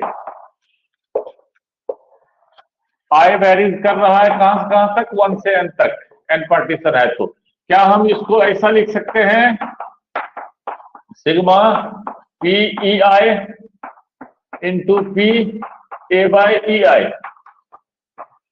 I equals 1 to n। सभी आदमी किताब उल्टा के देखो, बेस थ्योरम वाले में टोटल प्रोबेबिलिटी नाम लिखा होगा, ये थ्योरम होगा। जैसा हमने फिगर बनाया था उस तरह का फिगर भी हो सकता है। Exercise 13.3, exercise 13.3, an urn contains 5 red and 5 black balls. A ball is drawn at random, its color is noted and is returned to the urn. Moreover, 2 additional balls of same color drawn are put in the urn. Then a ball is drawn at random. What is probability that the second ball is red? गौर करिए, जैसे अभी transfer वाला किए थे ना, वही question है, पहला ही क्वेश्चन। कह रहा है एक जो है कलश है, कलश अर्न माने कलश टाइप का चीज, मानो बैग है, मानो इसमें जो है 5 रेड बॉल है और 5 ब्लैक बॉल है। कह रहा है इसमें से एक बॉल को निकालते हैं, एक बॉल को निकालते हैं, उसके कलर को देखते हैं और जो कलर होता उस कलर का 2 बॉल और मिला देते हैं। उसके बाद हम दूसरा बॉल निकालते हैं, तो दूसरे के रेड होने की प्रोबेबिलिटी बताइए। तो गौर करिए, हमारे पास क्या हो गया, यहां 2 बातें होगी, 2 केस होगा। E1 यानी first ball is red, first ball is red. E2 हो गया second ball is sorry first ball is black, black. तो चलिए, तो PE1 निकाल लीजिए। PE1 कितना हो गया, 5, पहला बॉल रेड होने की प्रोबेबिलिटी 5/10, टोटल 10 है, लाल 5 है, तो 5/10 बराबर कितना 1/2। चलिए, पहला ब्लैक होने की प्रोबेबिलिटी E2, ब्लैक है ना, ब्लैक होने की प्रोबेबिलिटी, ब्लैक कितना, ये भी 5 है, तो 5/10 बराबर 1/2। चलिए, अब कह रहा है ए मान लेते हैं second ball is red, second ball is red. चलिए, तो पीए निकालना है। तो पीए तो भैया आप तो पार्टीशन में बट गया, निकालने वाला क्षेत्र बदल रहा है, एक समय कुछ और है, एक समय कुछ और है। कैसे कुछ और है कि जब पहला गेंद लाल निकला तो दो लाल और मिला दिए तो लाल का संख्या बढ़ गया, टोटल भी बढ़ गया। उस समय पार्टीशन उसमें मतलब जो है फेवरेबल आउटकम्स अलग हो गया और टोटल आउटकम्स अलग हो गया। लेकिन जब ब्लैक निकला उसमें फेवरेबल आउटकम्स अलग हो गया। गौर करिए, तो आपका दो पार्टीशन हो गया, जिसमें से चुनेंगे यानी सैंपल स्पेस, जिसमें से चुनते हैं सैंपल स्पेस वो बदल रहा है, यानी पार्टीशन बट गया, एक बार में अलग था और एक बार में अलग था। भले ही संख्या दोनों का सेम रहा लेकिन जो है कलर का तो अंतर पड़ गया। गौर करिए, ये क्या होगा, इसको हम PE1 इंटू PA/E1 अब प्लस PE2 इंटू PA/E2। अब गौर करिए, PE1 का मान कितना है 1/2। चलिए पहला गेंद हम रेड निकाल लिए तो उसकी प्रोबेबिलिटी 1/2 हुआ। अब रेड गेंद दो मिला दिए हैं इसमें, फिर से रेड गेंद अब दो मिल गया, तो अब टोटल गेंद कितना हो गया, रेड 7, ब्लैक कितना हो गया 5, रेड टोटल हो गया, रेड का संख्या हो गया 7, ब्लैक का संख्या हो गया 5, तो टोटल कितना हो गया 12। तो दूसरा जो गेंद निकालेंगे तो उसके रेड होने की प्रोबेबिलिटी कितना हो जाएगा 7/12। चलिए प्लस दूसरा क्या निकाले E2 यानी ब्लैक को, पहला गेंद यदि हम ब्लैक निकाल लिए हैं तो ब्लैक होने की प्रोबेबिलिटी कितना है 1/2 गुने। जब ब्लैक निकाले हैं तब वो आपस दो ब्लैक बॉल मिला दिए। अब बताइए सैंपल स्पेस कैसा बन गया, रेड बॉल कितना है 5, अब ब्लैक बॉल कितना है 7, दूसरा का रेड होने का प्रोबेबिलिटी कितना होगा। अब जो आपके पास जो बैग बना कैसा बन गया 5 रेड और 7 ब्लैक। बताइए इसमें रेड होने की प्रोबेबिलिटी कितनी होगी 5/12, तो 5/12 दोनों को जोड़ दीजिए कितना हो गया 7 5 12/24 यानी 1/2 हो गया। टोटल प्रोबेबिलिटी पर क्वेश्चन था एक ही, यानी हम इसको केस वाइज कर सकते। First case, first ball drawn is red, तो पहला बॉल ड्रॉन कर लिया रेड, रेड मिल गया, रेड होने की प्रोबेबिलिटी इतनी होगी, यानी पहला रेड निकला फिर दूसरा बॉल रेड निकला। यानी इसको दूसरे तरीका से लिखे तो ऐसे लिखे, पहला इस तरह से लिख सकते हैं, देखिए PR1 intersection R2 plus PB1 intersection R2। इसको तोड़ देंगे कितना हो जाएगा PR1 अब प्लस इंटू PR2/R1 अब प्लस PB1 इंटू PR2/B1। अब इसको देखिए इस तरीके से लिखते हैं, रेड पहली बार रेड होने की प्रोबेबिलिटी 5/10 और जब रेड निकल गया तो दूसरी बार रेड होने की प्रोबेबिलिटी 7/12। क्यों, क्योंकि दो रेड मिल गया। और चलिए प्लस पहली बार ब्लैक होने की प्रोबेबिलिटी 5/10 इंटू दूसरी बार रेड होने की प्रोबेबिलिटी तो 5/12 क्योंकि दो ब्लैक मिल गया, हो गया वही बात है। अब आपके सामने क्वेश्चन फिर एक रखने जा रहा है, ये क्वेश्चन जो है सो आपका जो है सेक थ्योरी को फिर जब देगा, एक रिजल्ट यहां भी बनेंगे। क्या बनेगा देखिए, आपके पास फिर वही हम बैग को रखने जा रहे हैं। एक रूम में, आपके रूम में दो बैग हैं, एक में 5 रेड बॉल है और 5 ब्लैक बॉल है, दूसरे में जो है 4 रेड बॉल है और 6 ब्लैक बॉल है। और यहां जो है वही श्रीमान जी खड़े हैं, एक बालक, इसको तुमने आदेश दिया कि जाओ बेटा जाओ, अरे इसका आंख उधर चल गया लगता है, गड़बड़ हो गया, चलो जो भी है। हाँ इसको बोला गर्दन टेढ़ लगता है, कोई बात नहीं। तो इसको तुमने बोला कि जाओ एक बॉल निकाल के लाओ, ये चल दिया, गया बॉल निकाल के लाया, ठीक है, गौर से समझिएगा। इसको आपने बोला एक बॉल निकाल के लाओ, ये गया बॉल निकाल के लाया और वो बॉल निकला रेड। कहोगे कि ब्लैक ब्लैक क्यों नहीं करे, खाली रेड करे, वैसे ही करे, ब्लैक भी कर सकते, कोई दिक्कत नहीं, ठीक है। तो मतलब मान लो कि वो बॉल निकला रेड, तो आपके पास वो बॉल क्या आया, दे दिया, आपने देखा उसका कलर रेड है। तो बताइए क्या प्रोबेबिलिटी है, क्वेश्चन गौर से समझिएगा, क्या प्रोबेबिलिटी है कि वो पहला बैग से बॉल निकाल के लाया है?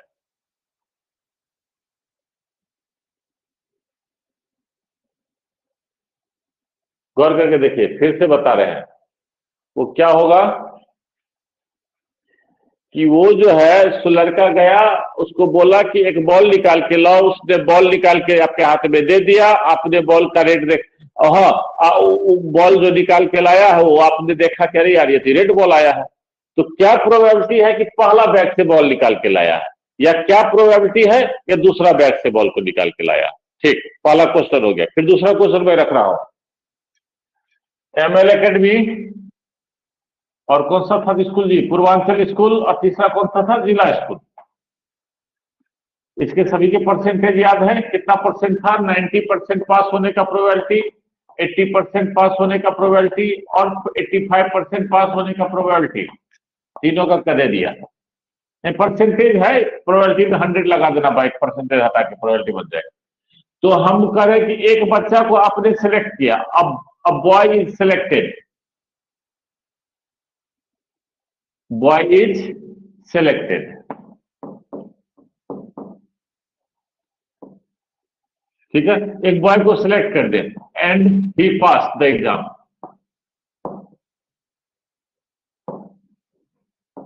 वो पास कर गया, तो बताइए कि क्या प्रोबेबिलिटी है कि वो बच्चा जो है एमएल एकेडमी का था। एक बच्चा को आपने उठाया और पूछा कि बेटा तू पास किया है कि फेल किया है, वो कहा आप पास किए, तो क्या प्रोबेबिलिटी है कि वो एमएल एकेडमी का बच्चा था? क्या प्रोबेबिलिटी है कि वो पूर्वांचल का बच्चा था? क्या प्रोबेबिलिटी है कि वो जिला स्कूल का बच्चा था? समझ रहे बात को, क्या पूछ रहे हैं? यानी इनवर्स क्वेश्चन है, इनवर्स प्रोबेबिलिटी बात कर रहे हैं आप।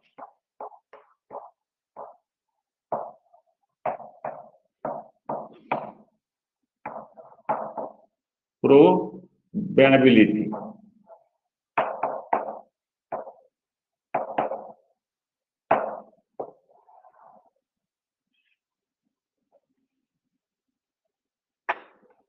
तो देखिए एक लाइन में क्वेश्चन बनेगा, हम इसको बना देते हैं, एक लाइन में क्वेश्चन बनेगा। क्या है भाई, ये बच्चा गया, बॉल को उठाया, लेके आया, आपके हाथ में देख दिया, आपने देखा कलर रेड है, मतलब एक घटना हो चुका। कौन सा घटना? रेड कलर, यानी रेड कलर हो चुका। अब किसकी प्रोबेबिलिटी निकालनी है कि पहला बैग से निकला? E1 लेते हैं, या बैग 1 बैग 2 लिखते हैं, E1 E2 लिख लो क्योंकि कलर भी ब्लैक है ना, E1 और E2। तो E1/R निकालना है, PE1 यार फट से टूट जाता है, पेंसिलो दुबला कमजोर हो चुका है। E1/R निकालना है, E1/A माने है ना, ये निकालना। ये तो सिंपल है, फर्स्ट डे से इस चीज पर पढ़ रहे हैं। E1/A निकालना है तो क्या होगा बताओ, इसका फॉर्मूला क्या होगा, आपने तो पढ़ा है, PE1 इंटरसेक्शन A/PA, यही होता है रे बाबू, ये पढ़े हो ना फर्स्ट डे से।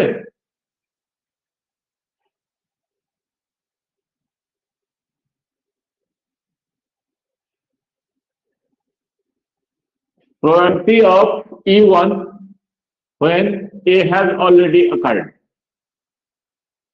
गौर करिए, A हो चुका है, given that A हो चुका है, A हो चुका है, E1 के होने की बात करें, रेड बॉल आ चुका है, पहला बैग से चुनने की बात हो रही है, रेड बॉल आ चुका है, दूसरा चुनेंगे, E2 रख देंगे, रेड बॉल निकल चुका है, पहला बैग से है, इसकी प्रोबेबिलिटी, यानी पार्टीशन का प्रोबेबिलिटी निकाल रहा है यहाँ।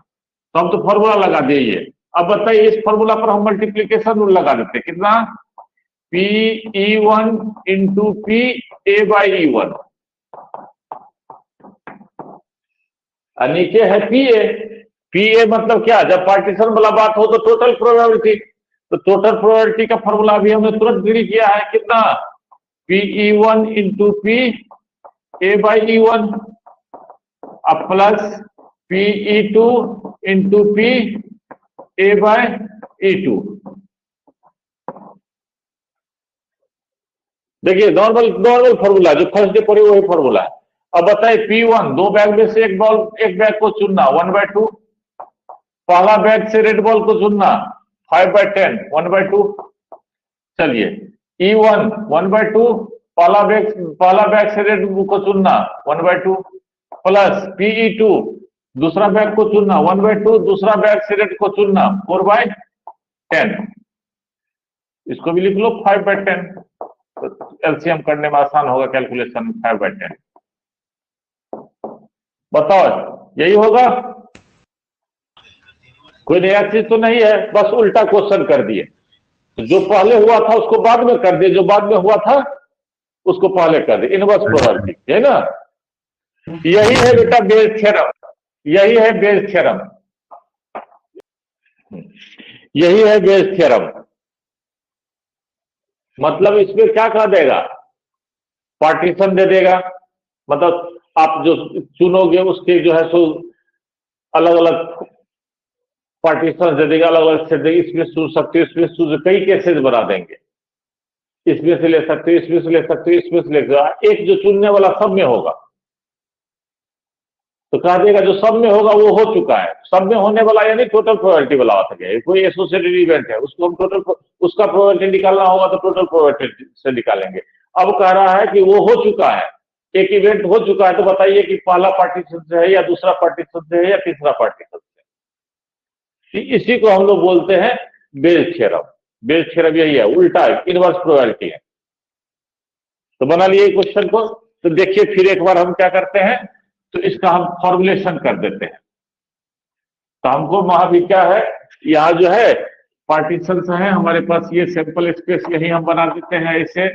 इसमें जो है ये E1 हो गया, यहाँ से यहाँ तक E1 हो गया, यहाँ से यहाँ तक E2 हो गया, ये हो गया E3 हो गया, इस तरह से ये पार्ट हो गया, EN हो गया।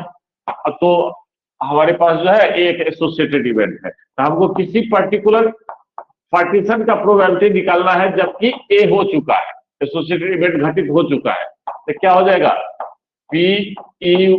E1 इंटर आई है यहाँ, I intersection A by PA।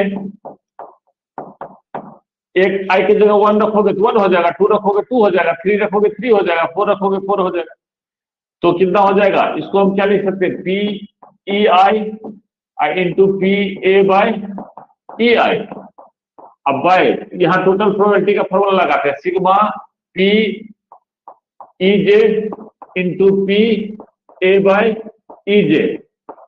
और जे वेरी कर रहा है यहाँ 1 से n तक। ये हो गया तुम्हारा PEI पर्टिकुलर पार्टीशन का प्रोबेबिलिटी बराबर ये बेल थ्योरम है, ये थ्योरम का स्टेटमेंट है, लिख लीजिए बेल थ्योरम है।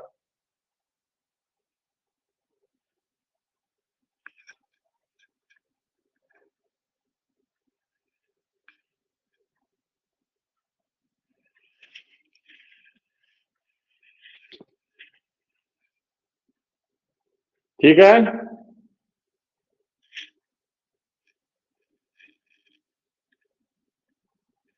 चलो अब बताते चलो। क्वेश्चन किताब खोल के रखे हो,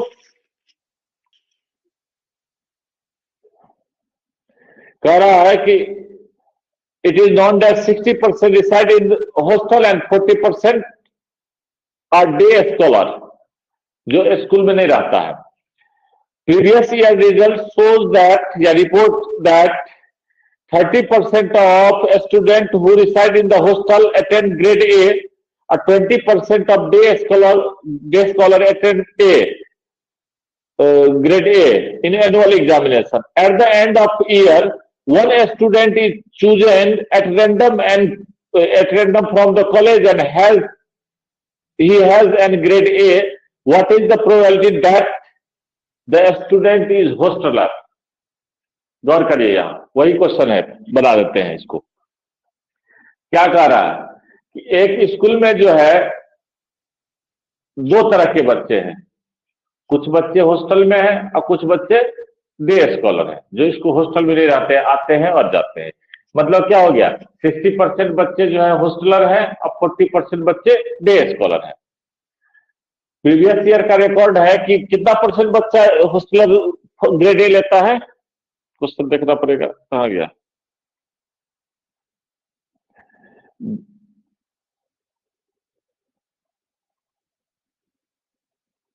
30% बच्चा हॉस्टलर बच्चा ग्रेड ए आता है, हॉस्टल में रहने वाला 30% ग्रेड ए लाता है, जबकि डे स्कॉलर 20% ग्रेड ए लाता है। तो एंड ऑफ द ईयर एक बच्चे को सिलेक्ट किया गया, उसको देखा गया कि ग्रेड ए है, तो बताइए कि क्या प्रोबेबिलिटी की वो हॉस्टलर था। उल्टा हो गया, बैक की जगह यहाँ हॉस्टल आ गया और डे स्कॉलर हो गया। तो देखिए यहाँ दो बातें होगी। E1 का मतलब हो गया बच्चा हॉस्टलर है, E2 का मतलब हो गया बच्चा डे स्कॉलर है, और ए का मतलब हो गया ग्रेड ए आया है, बच्चा अटेंड्स ग्रेड ए, तो ग्रेड ए लिख देते सीधा। क्वेश्चन में दिया हुआ है PE1 यानी कितना बच्चा रहता है हॉस्टल में, 60%, 60/100 यानी 6/10। E2 कितने बच्चे डे स्कॉलर है, 40%। जब ये देखिए टोटल पार्टीशन में दो दिया हो, तीसरा नहीं दिया हो, तो 1 में से घटा लीजिएगा जोड़ के, सब मिला के 1 ही होगा। सैंपल स्पेस का प्रोबेबिलिटी 1 होता है, इसलिए एक दिया तो दूसरा नहीं भी दे सकता है। ये हो जाएगा 40/100 इक्वल्स 4/10। चलिए प्रीवियस ईयर रिकॉर्ड क्या कर रहा है, A/E1 यानी हॉस्टल से बच्चे के फर्स्ट डिवीजन होने का ग्रेड ए होने का प्रोबेबिलिटी कितना, 30/100 यानी 3/10। डे स्कॉलर का रिकॉर्ड कितना है, 20/100, 20%, 20/100 यानी 2/10। सारा डेटा आ गया। अब कह रहा है कि निकालिए कि बच्चा ग्रेड ए मिल चुका है, वो हॉस्टलर था। देखो ये क्वेश्चन है,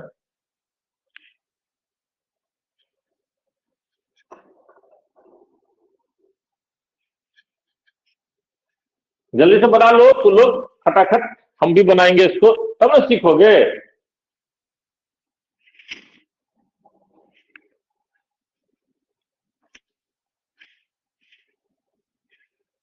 कितना होगा, PE1/A निकालना है, यानी ऊपर में PE1 होगा इंटू PA/E1 होगा, नीचे में सब आ जाएगा। कितना, PE1 into PA/E1 plus PE2 into PA/E2 बटा दो। कितना हो गया, E1 का प्रोबेबिलिटी, E1 का 6/10, 6/10, इसका प्रोबेबिलिटी A/E1 3/10, नीचे 6/10 इंटू 3/10 प्लस 4/10 इंटू 2/10। कैलकुलेट कर लीजिए कितना हो जाएगा, तो 100 तो कटिए जाएगा। 36 का 18 हो गया ऊपर, इधर 36 का 18, 18 18 24, 18 26 हो गया, बन गया क्वेश्चन। सिंपल बेस थ्योरम का क्वेश्चन बहुत आसान होता है, एक लाइन में बन जाता है। आप लोग को भी यही आंसर आया है कि नहीं आया है?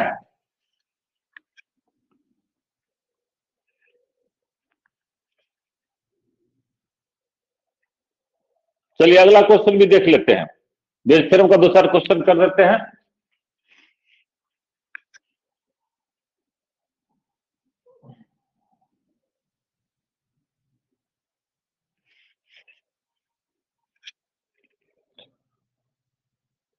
हाँ ये बड़ा अच्छा क्वेश्चन है।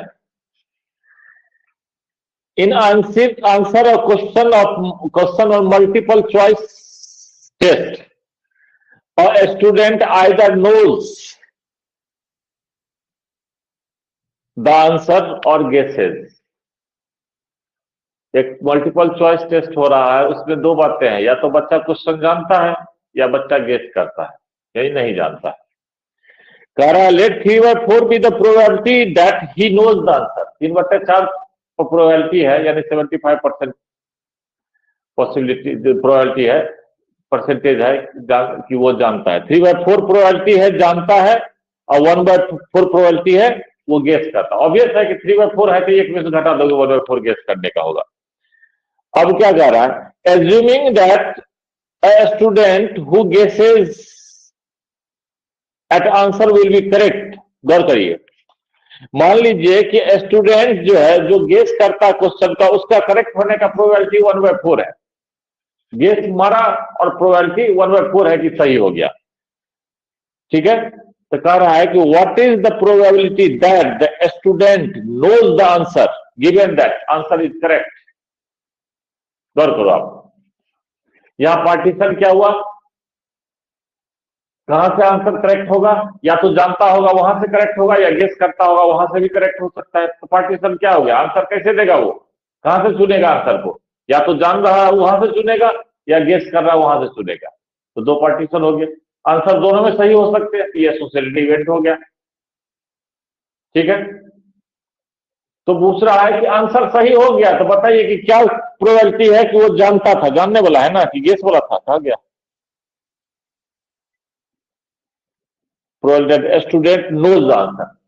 हाँ, तो देखिए यहां पार्टीशन क्या बन गया, E1 E2 को पार्टीशन मान लेते हैं। E1 हो गया आपका ही नोज, वो आंसर जानता है।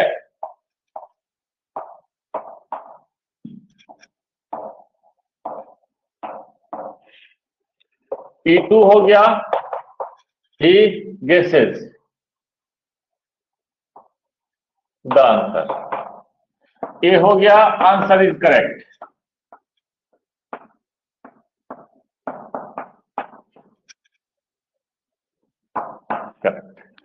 तो पी ए बाई ई 1 और पी ए बाई ई 2, यानी जब गेस करता है तब सही होने की प्रोबेबिलिटी क्वेश्चन में दिया है 1/4। जब जानता है तब सही होने की प्रोबेबिलिटी। चलिए अब हम आपसे पूछते लीजिए, जब आंसर जानता है, तुम एग्जाम देने बैठो, आंसर जानते हो, तो तुम्हारे सही होने की प्रोबेबिलिटी कितना होगा, 1 श्योर है कि सही होगा। बैल सब जो है सब बैल नारायण सब है।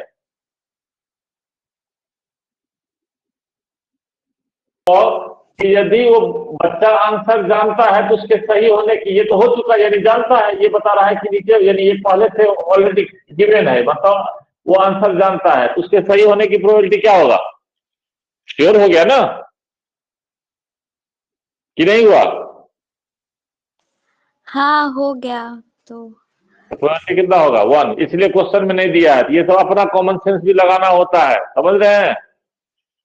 चलिए अब निकालना क्या है, निकालना है, कह रहा है कि आंसर इज करेक्ट, यानी ए हो चुका है। तो बताइए वो पहले से जानता था उस क्वेश्चन की, इसकी प्रोबेबिलिटी क्या होगा, फॉर्मूला बैठाओ, क्या हो जाएगा, P E1 into P A by E1। ऊपर में वही होगा जिसको निकालना होता है, सिर्फ वो वाला, और नीचे क्या हो जाएगा, P E1 into P A by E1, 1 से लेकर जहां तक रहे उतना तक ले जाना है, P E2 into P A by E2। बैठा दो वैल्यू,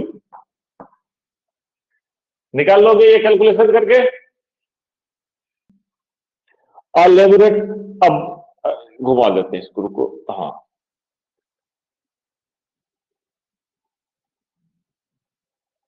कहां चला गया जी। A laboratory blood test is 90% effective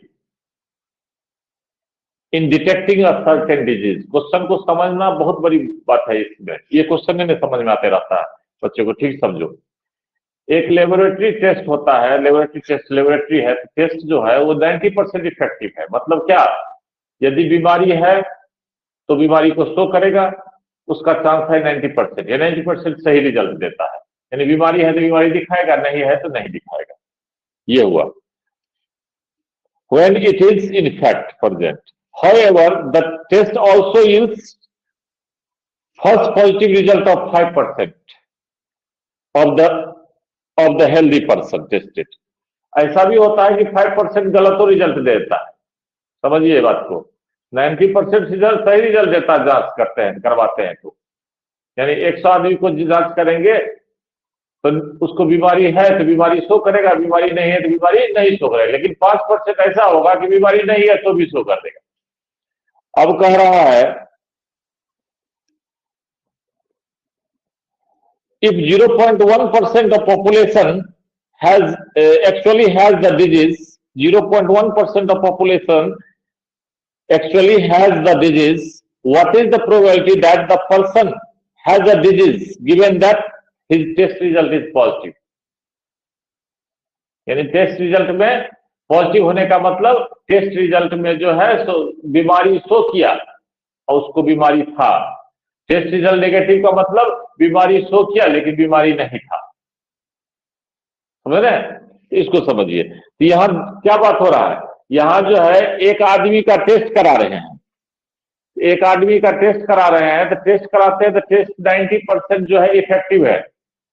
यदि बीमारी है तो बीमारी शो कर रहा है, बीमारी नहीं है तो बीमारी नहीं शो कर रहा है। लेकिन 5% जो है सो करने फॉल्स रिजल्ट देता है, यानी बीमारी है बीमारी नहीं दिखाता, बीमारी नहीं है बीमारी दिखाता है।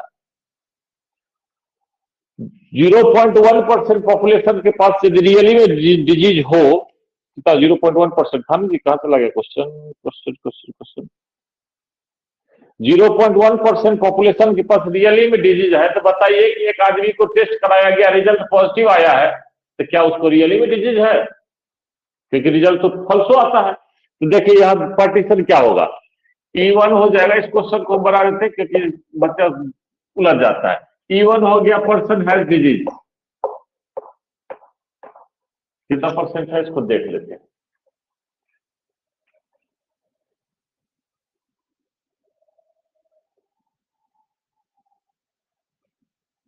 जीरो 0.1%।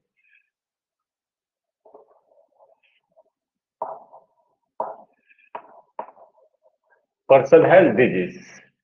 और E2 हो गया पर्सन हैज नो डिजीज। गौर करिए, तो क्वेश्चन में कह रहा है कितना परसेंट, 0.1%, यानी कितना हो गया, 0.1/100 यानी 1/1000 ये हो गया। तो बताइए PE2 कितना हो जाएगा, पर्सन के पास डिजीज नहीं है, यानी 1 में से घटा लीजिए, 1 - 1/1000 यानी कितना हो गया, 999/1000। ये क्या हो गया, ये हो गया टेस्ट रिजल्ट पॉजिटिव।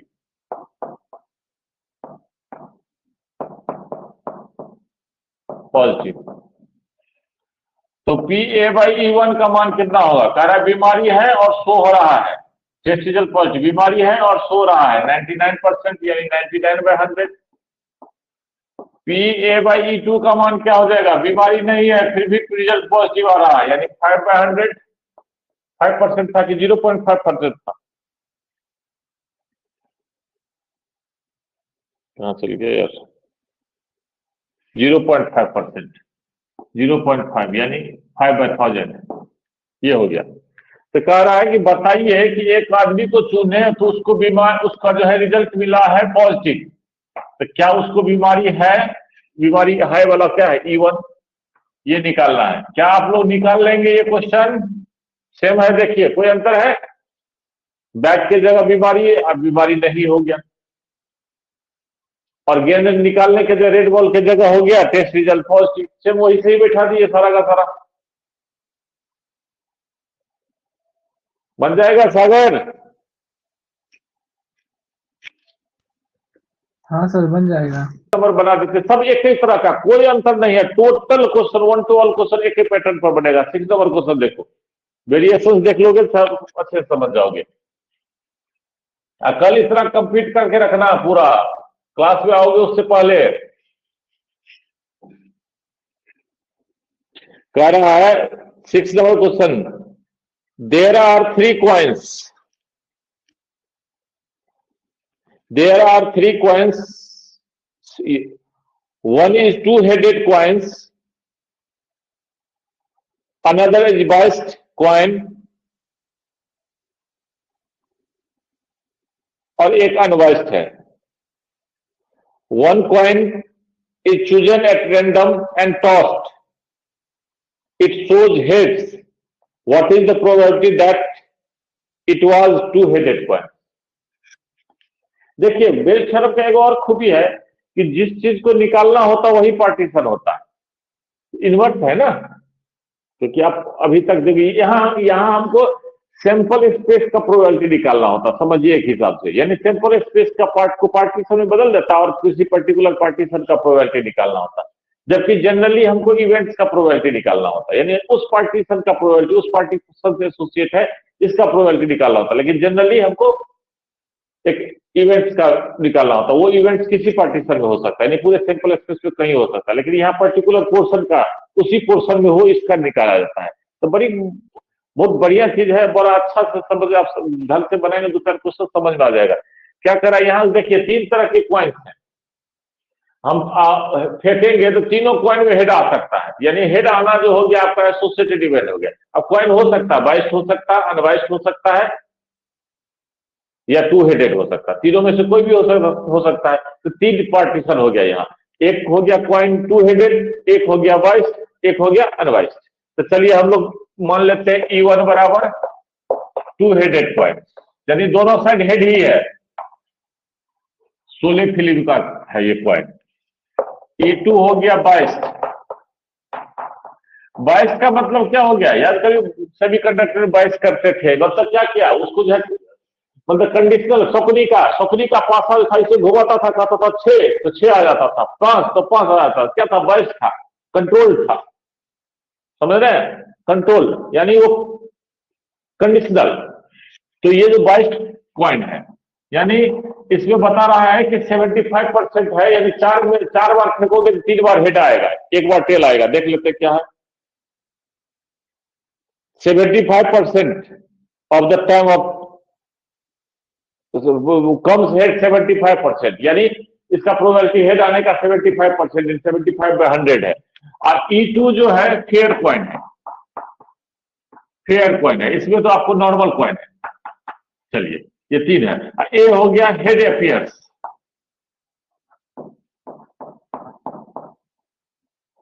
अब बताइए PA/E1 यानी 2 हेडेड क्वाइन है और हेड आने की प्रोबेबिलिटी 1, क्यों भाई दोनों तो हेड है,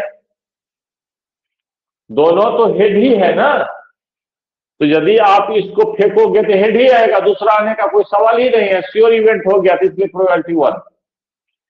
चलिए PA/E2 यानी सेकेंड क्वाइन फेंकेंगे और हेड आने की probability, second coin biased coin है, इसका दिया हुआ है 75%, 75/100, ये कंडीशन दिया रहेगा आपको 3/4। और तीसरा PA/E3 यानी तीसरा नॉर्मल क्वाइन है, तो नॉर्मल क्वाइन में क्या होता है हेड आने का प्रोबेबिलिटी 1/2, ये तीनों हो गया। अब क्वेश्चन कह रहा है कि एक क्वाइन को जब फेंके तो हमने देखा कि रिजल्ट जो है हमारा हेड आया है, रिजल्ट हमारा हेड आ गया है, तो बताइए कि वो कौन सा क्वाइन 2 हेडेड था क्या, 2 हेडेड या बाइस्ड या किसी का प्रोबेबिलिटी पूछ सकता है, कहा है 2 हेडेड, यानी हमको क्या निकालना है E1/A। बताइए हम लोग बना लेंगे कि नहीं बना लेंगे ये क्वेश्चन, क्या हो जाएगा PE1 इंटू PA/E1, नीचे PE1 into PA/E1 plus PE2 into PA/E2 अब प्लस PE3 इंटू PA/E3, यानी जिसका निकालना होता है उसका ऊपर में ले लेते हैं और नीचे वाला सब ले लेते हैं, टोटल प्रोबेबिलिटी हो गया, बात खत्म, वैल्यू बैठा दीजिए, क्वेश्चन का आंसर बढ़ गया। ठीक है, तो बेस थ्योरम में एक ही टाइप के पैटर्न के सारे क्वेश्चन है, बार बार उसको बनाने से कोई फायदा है नहीं, जब हमारे बनाने से तुम सीखने वाले हो नहीं, जब तुम खुद बनाओगे तब सीखोगे। और एक एक क्वेश्चन बना के कल आइएगा, कोई एक्सक्यूज नहीं दीजिएगा ऐसा किए वैसा किए ये किए वो किए, तो हमको लगता है कि यहाँ रोक देना चाहिए क्योंकि ज्यादा हो जाएगा। अब एक